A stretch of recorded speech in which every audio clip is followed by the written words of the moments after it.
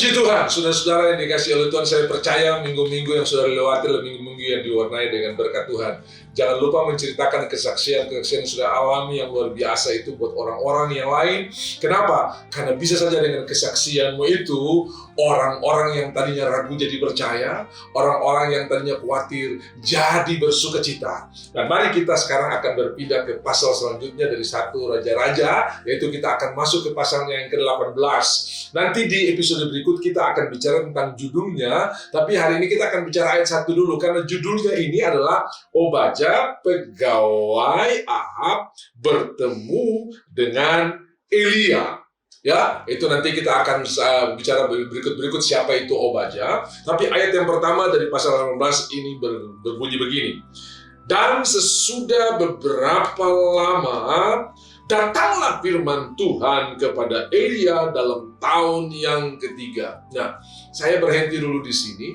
Ada banyak orang berkata begini, kenapa ya saya tidak bisa mendengar suara Tuhan? Lalu ada salah satu fenomena ketika ada hamba-hamba Tuhan, ada pendeta-pendeta yang dikenal dengan karunia yang luar biasa. Biasanya banyak orang antri untuk bertemu dengan permintaan yang sama. Pak, Bu, apa suara Tuhan buat saya? Nah, saudara-saudara yang dikasihi oleh Tuhan, dikatakan dalam kitab Yakobus, Elia adalah manusia biasa sama seperti kita. Jadi kalau Elia mendengarkan firman Tuhan, mendengar suara Tuhan, saya dan saudara juga punya peluang dan kandidat yang sama untuk mendengar suara Tuhan. Nah, lalu kenapa banyak dari kita yang merasa seperti Tuhan tidak berbicara lagi? Sebetulnya sederhana. Kenapa firman Tuhan datang terus-menerus dalam hidup Elia dan pelayanannya? Karena setiap kali Tuhan berfirman, dia lakukan. Setiap kali Tuhan berfirman, dia lakukan. Kita ini, waktu Tuhan sampaikan buat kita belum lakukan, udah minta yang baru, saudara-saudara. Yang minggu lalu Tuhan suruh ngampuni mertua, belum kita lakukan, udah minta yang lain lagi. Ya. Jadi sebetulnya sederhana untuk kita bisa mendengar suara Tuhan. Setiap kali kita dengar suara Tuhan, setiap kali kita dengar firman Tuhan, setiap kali kita amenkan janji Tuhan, langsung dilakukan. Tuhan akan berikan kita kemampuan dan kasih karunia untuk bisa melakukan hal itu. Ketika Tuhan berkata kepada Musa, bawa umatku pergi, sudah dia melakukannya. Ketika Tuhan berkata kepada Abraham, keluar dari tempatmu. Di sana dia sudah settle, semua sudah ada, dan dia harus tinggalkan semua kenyamanannya. Dia melakukannya. Saudara-saudara, apa yang terjadi?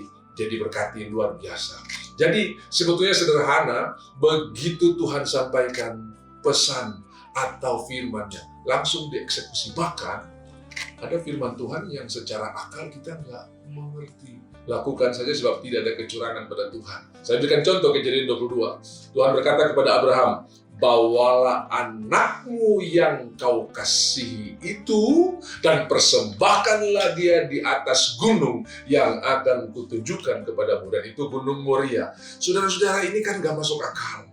Dari anak ini Tuhan berjanji akan lahir raja-raja, akan lahir bangsa-bangsa, ya.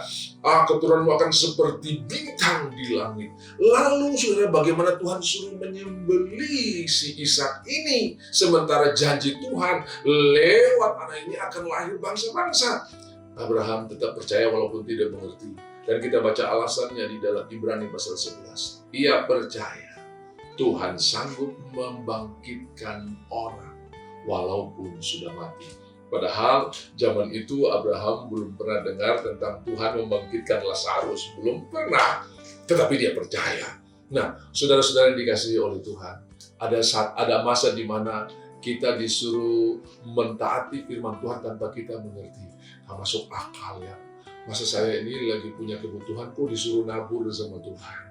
Saudara-saudara kadang-kadang tidak mengerti. Pepatah dunia berkata, makin kita irit, makin kita kaya. Tapi firman Tuhan berkata, makin hambur, makin diberkati oleh Tuhan. Alkitab tulis ada orang yang menghemat dengan luar biasa, tetapi tetap berkekurangan. Tapi ada orang yang menghambur dengan dahsyatnya, tetap hidup dalam kelimpahan. Mari kita masuk dalam dimensi di mana setiap kali Tuhan berfirman, kita taat, walaupun kadang-kadang kita tidak mengerti. Sebab apa? Janji Tuhan. Rancanganku bukan kecelakaan, tapi damai sejahtera. Aku memberikan kepadamu hari esok yang penuh harapan. Lalu di dalam Yesaya 55 dikatakan, setinggi langit dari bumi, demikianlah tingginya rancanganku dan rancanganmu. Apa isi rancangan Tuhan? Damai sejahtera. Apa isi rancangan Tuhan? Hari esok yang penuh harapan. Jadi tetaplah percaya, setiap kali ada firman Tuhan yang disampaikan kepada saudara, taatilah, dan firman Tuhan ini akan datang terus menerus. Saya percaya di mana ada firman Tuhan, di sana ada kemenangan, ada kesuksesan, ada kehidupan. Karena firman Tuhan itu Tuhan sendiri, dan firman Tuhan itu hidup dan berkuasa. Tuhan Yesus memberkati. Cintailah Tuhan, cintailah firman-Nya, dan lakukanlah itu. Hari-hari kita adalah hari-hari yang berjalan di dalam berkat dan anugerah Tuhan. Haleluya. Yang percaya sama-sama katakan amin.